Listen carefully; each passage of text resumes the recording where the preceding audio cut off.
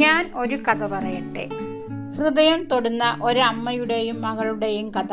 ഒരു ചെറിയ ഗ്രാമത്തിൽ ഒരു പഴയ വീട്ടിൽ ഒരു അമ്മയും മകളും താമസിച്ചിരുന്നു. അമ്മയുടെ പേര് സീത, മകളുടെ പേര് നന്ദന. നന്ദനയ്ക്ക് മഴയോട് വലിയ ഇഷ്ടമായിരുന്നു. മഴ പെയ്യുമ്പോൾ നന്ദന സന്തോഷത്തോടെ പുറത്തേക്ക് ഓടി മഴ നനയും. പക്ഷേ അമ്മയായ സീതയ്ക്ക് മഴയെ വലിയ പേടിയായിരുന്നു. മോളെ, മഴയിൽ നനയണ്ട, രോഗം വരും നിനക്ക്, അമ്മ എപ്പോഴും നന്ദനയോട് പറയും. ഒരു ദിവസം ആകാശം കറുത്തു. ഗ്രാമത്തിൽ ശക്തമായ മഴ പെയ്യാൻ തുടങ്ങി. നന്ദന ഓടി വന്ന്, അമ്മേ വാ, നമുക്ക് മഴയിൽ കളിക്കാം എന്ന് പറഞ്ഞു. സീത വാതിലിന് മുന്നിൽ നിന്നു. ഒരു ചുവട് പോലും സീതയ്ക്ക് മുന്നോട്ട് വയ്ക്കാൻ കഴിഞ്ഞില്ല. സീത പറഞ്ഞു, എനിക്ക് പേടിയുണ്ട്, പതുക്കെ പറഞ്ഞു. നന്ദന, എന്തിനാ അമ്മേ?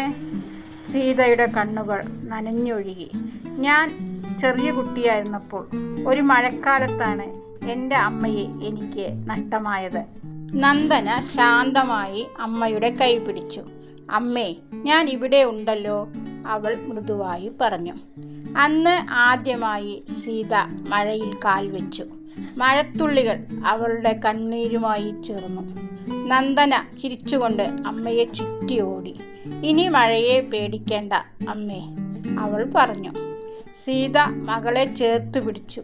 ഇനി പേടിയില്ല, കാരണം എൻ്റെ മഴ നീയാ.